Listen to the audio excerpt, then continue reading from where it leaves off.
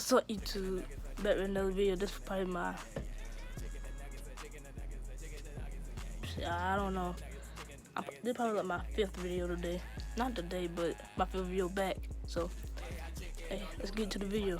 Now, obviously, referees in the league aren't perfect, but some calls got players so heated that they actually attack them. Montrezl Harrell, being an extremely physical player present day, he doesn't back down from anybody, including a referee he bodied during a game a few years back. In 2016, long before Montrezl ever emerged as a dominant big man in the league, he was playing for the Houston Rockets D-League affiliates, the Rio Grande Valley Vipers, and he slipped up one night when he got physical with the ref. During the end of a game, someone got in Harrell's face who shoved him back, which fired him up. The ref just so happened to get in between him at the wrong time, and without even looking at the ref, Harrell shoved him to the ground. The Player Association ruled it against the rules to do what he did alongside the altercation with the opposing player, and therefore, Harrell was suspended 5 games without pay, which was the last 5 games of the D-League season. We all know Harrell to be a gritty physical player, not backing down from anybody, especially now at this time playing with the Clippers, but an NBA rep spoke about his acts, and he felt they were completely uncalled for, saying, "After carefully reviewing videotape and related evidence concerning the incident, we've reached the inescapable conclusion that Harrell committed a deliberate assault and battery against referee Goldenberg. Anything less than a multiple-game suspension would constitute a green light violation against officials." Now, it's no doubt that many players over the years have had beef with referees, and they proved it in games where they confronted these officials. And we'll get into some of the most ridiculous instances of this happening, but with Dennis Rodman, he took things up a notch constantly as well. With Dennis Rodman being known as one of the most physical and I-don't-care attitude players in history, he constantly got into it with players who didn't let him have his way, and especially with referees who tried to hold him back.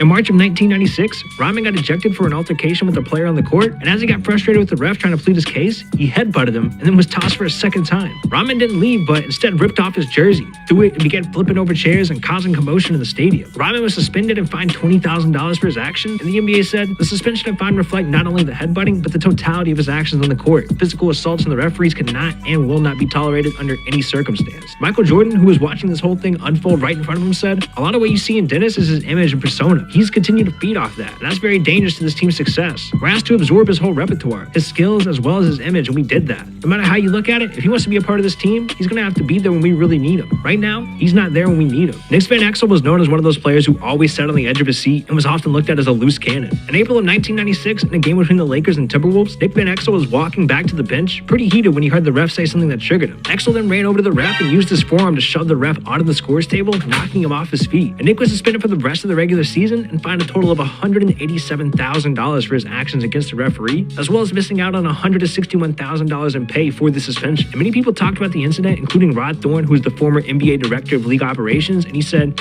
"I think everybody understands that if this happens again, the penalty will be even more severe. It was more than Rodman did, therefore the fine was $5,000 more and 1 game more. I think we got Mr. Van Exel's attention." And Jerry West spoke about his players' actions as well, saying, "I've dedicated 35 years, my entire adult life to the game in this league, and I think it's imperative that the NBA addresses this incredible number of incidents that are undermining the professionalism of the league. Personally, I'm embarrassed, and I apologize to our fans." The ref who was shoved onto the scores table by Van Exel spoke about it, saying, "I turned away from him and he pushes me. He pushed me onto the table from what I remember, and instinctively, I started to do something that I think I quite possibly would regret. And I caught myself, and his players took him." With Kevin Porter Jr. trying to make a name for himself in the NBA, as well as trying to solidify his starting role in the Cavs, he made a mistake in his rookie season that cost him a significant piece of his paycheck. Although this wasn't the most ridiculous moment on this list, the league still felt that Kevin Porter should be punished for what he did to an in-game official. In November of 2019, Cavaliers first-round draft choice Kevin Porter Jr. made contact with the ref after being frustrated by a call that he made. At the time, the Cavs were hosting Luka Doncic and the Mavericks when Kevin Porter attempted to block Luka's three-point shot, causing Luka to miss. But after the Cavaliers got the rebound, they kicked it out to Porter Jr., who was running downhill.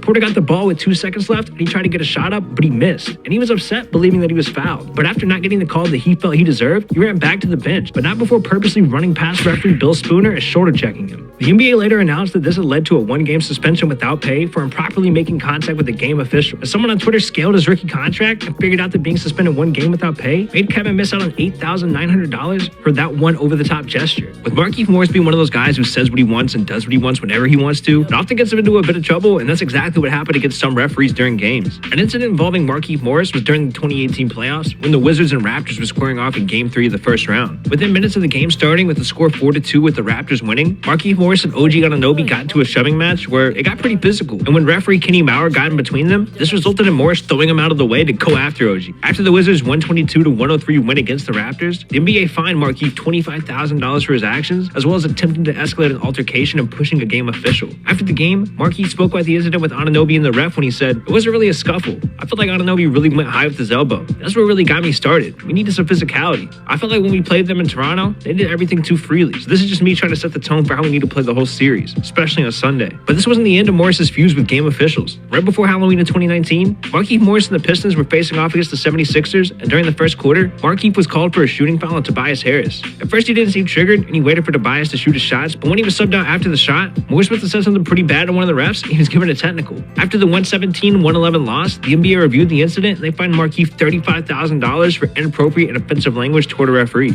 With Isaiah Thomas being known for wearing his emotion on his sleeves, his emotions got the best of him in a game between the Trailblazers where he got physical with the ref. In early January of 2020, Isaiah Thomas and the Wizards were facing off against the Trailblazers in Washington, when just before 90 seconds into the game with the score tied 4-4, Isaiah Thomas got ejected for pushing a ref who stumbled back. The ref tossed him immediately, calling it a hostile act toward an official. What happened was, when Thomas was dribbling up the sideline, he was trapped by Carmelo Anthony and Damian Lillard, with the ref standing right in front of them. And as Thomas was being pushed toward him, he reached his hand out and pushed the ref onto the two men who were sitting courtside. The ref stood up and instantly tossed Thomas, and Isaiah complained about it, which eventually got them to review the play, but even after review, they stuck with their decision to toss him. One of the other referees on the court that night said he made physical contact with the referee. It was definitely just a push during the dead ball contact with the referee. Wizards coach Scott Brooks also spoke about his point guard being tossed when he said, "I mean, he had a different view of it, obviously. They were in a scrum and they were fighting for the ball, a jump ball. I had a view that it looked like he lost his balance, but Goga had a better view and then he looked at it. They looked at it, so you would hope they make the right call." Isaiah Thomas eventually defended himself when he was later asked about the situation and the consequences that came because of it, and he said it was unintentional contact.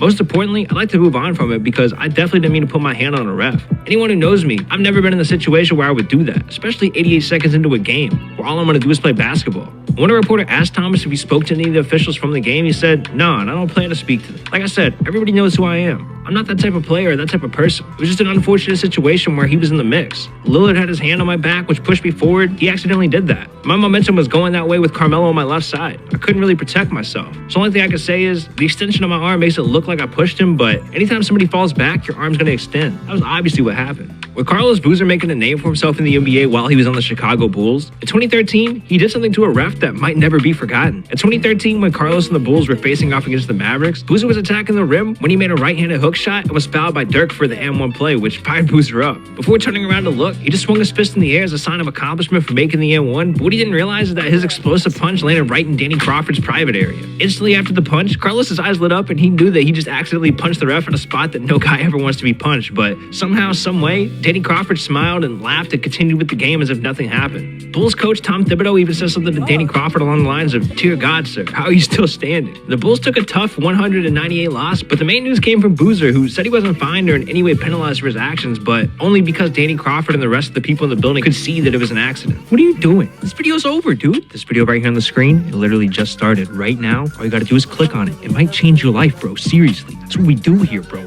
So that's the end of the video. I just want to let y'all know that I'm uploading every single day.